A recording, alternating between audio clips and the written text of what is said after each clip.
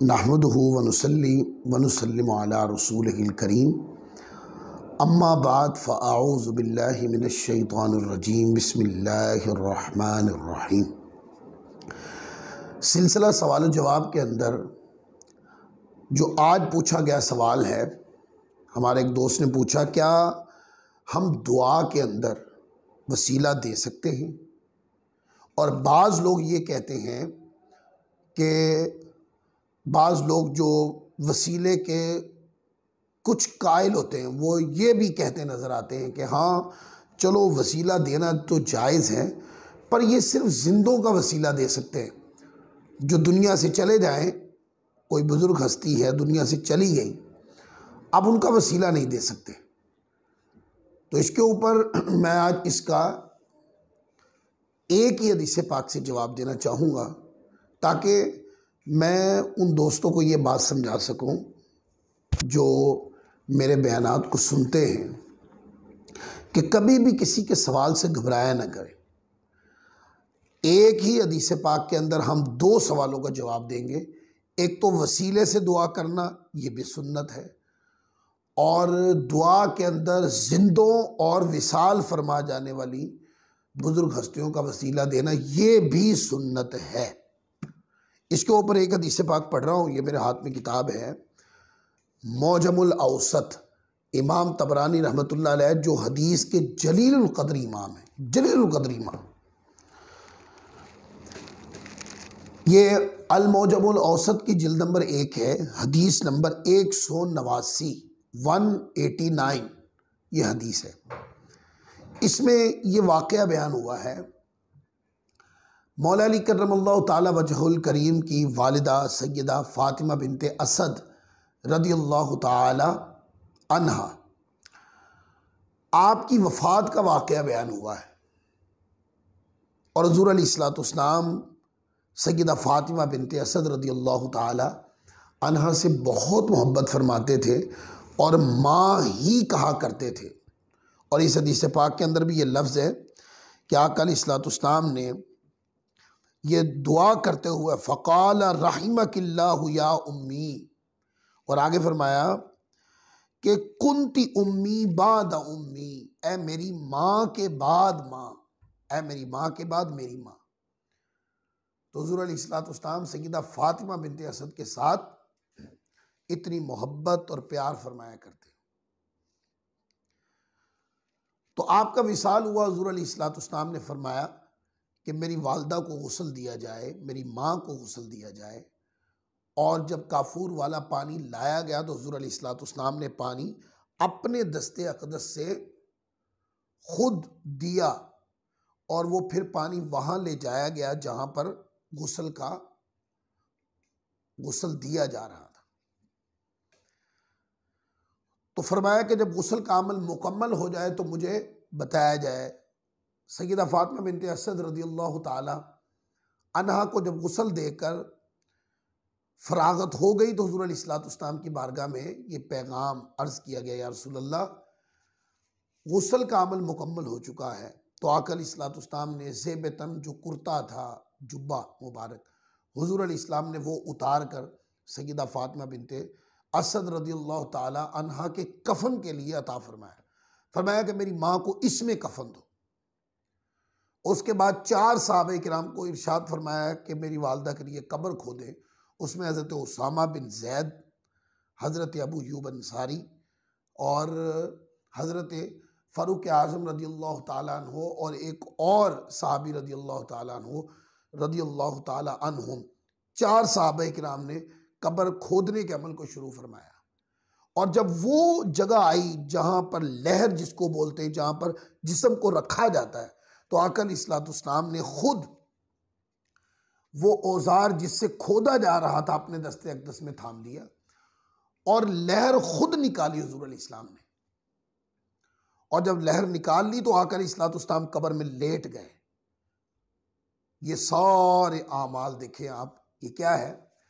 इन तमाम चीज़ों से ये पता चलता है कि बुज़ुर्ग और नेक अल्लाह के वली, अल्लाह की बुज़ुर्ग तरीन लोग, उनके वजूद में बरकतें होती हैं। इससे तबर्रुक के अकीदे की तरफ इशारा है। चूँकि मौजू नहीं, मैं इसलिए उसके दलाइल नहीं दे रहा हूँ। आका अलैहिस्सलाम ने एक दुआ फरमाई, वो दुआ सुने। हुजूर अलैहिस्सलाम ने दुआ फरमाई, कब्र अनवर में लेटे आका अलैहिस्सलाम ताकि पुश्ते अनवर का भी ज़मीन के साथ अटैच हो जाए और आका अलैहिस्सलाम के वजूद मुनव्वर की बरकतें ज़मीन में भी आ जाए। कुर्ता दिया ताकि उनके जिस्म मुतहर के अंदर भी आका अलैहिस्सलाम की कुर्ते की बरकतें नसीब हो। हुजूर अलैहिस्सलाम ने दुआ फरमाई, और दुआ क्या है? आका अलैहिस्सलाम ने दुआ की, वक़ाल अल्लाहु अल्लज़ी युह्यी व युमीत, ऐ अल्लाह तू जिंदगी और मौत अता करता है, हुवा हय्युल ला यमूत तुग़फिर लि उम्मी फातिमा बिन्त असद, इसलिए कि मौला तू जिंदा है, मेरी माँ फातिमा बिन्त असद की मग़फ़िरत फरमा। पहली दुआ की। उसके बाद दूसरी दुआ की, वलक़िन्हा हुज्जतहा, इनको इनकी हुज्जत तक पहुंचा, ववस्सिअ अलैहा मुदखलहा, और मौला इनकी कब्र को वसी फरमा।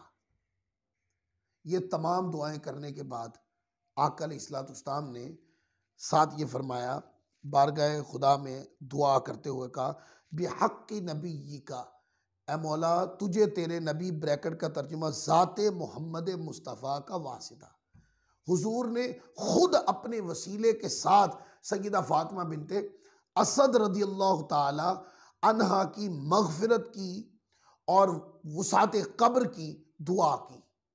और साथ ये भी फरमाया, दुआ में ये भी कहा, वल अंबिया इल्लज़ीन मिन क़ब्ली, और मौला मुझसे पहले जो अंबिया किराम जो विसाल फरमा गए, तेरी कुर्बतों में तशरीफ़ ले गए, अपनी कबूर में जिंदा है, ए मौला उनका भी वास्ता। तब देखें, जिंदों का हयात बुजुर्ग हस्तियों हो उनका वास्ता, या जो दुनिया से विसाल फरमा जाए उनका वास्ता, दोनों मुस्तफ़ा अलैहिस्सलाम ने अपनी सुन्नत से साबित फरमाई। लिहाजा ये कहना कि जिंदों का वसीला जायज़ है, मुर्दों का वसीला जायज़ नहीं, ये बात मुझे किसी तरह मैंने किसी हदीस में नहीं पढ़ी। और ये कि जिंदों का वसीला भी जायज़ है और जो दुनिया से विसाल फरमा जाए बुजुर्ग हस्ती हैं उनका वसीला भी जायज़ है, ये तो मुस्तफ़ा की इस हदीस इस सुन्नत से साबित है। आका अलैहिस्सलाम ने, ये वो अमल है जो हुजूर ने खुद करके दिखाया और हदीस में आया।